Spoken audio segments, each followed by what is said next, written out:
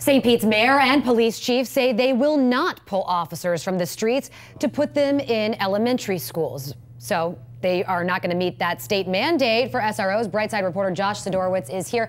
Josh, this would have cost the city and the police department millions. So who pays for it now? Millions. It's a question so many school districts are facing now, right, Courtney?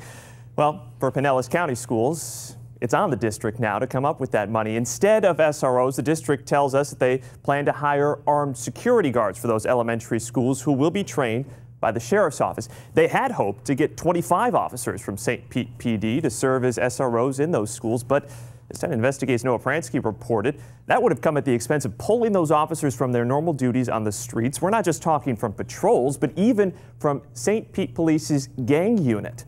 The city will still cover the cost for 3 additional high school SROs, but the mayor, like we've heard from so many others, is placing the blame squarely on the governor and state lawmakers for passing a new school safety mandate that falls short on funding.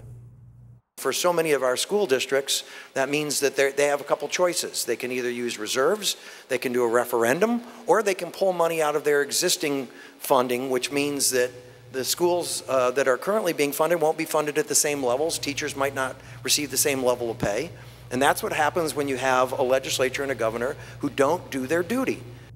In response, the governor's office said that there is, quote, absolutely no reason as to why Pinellas County School District should not put an officer in every school, suggesting that the district pull money from its reserves, which, by the way, as you can see there, is a much smaller chunk of the district's annual revenue when you compare that to the average district here in Florida.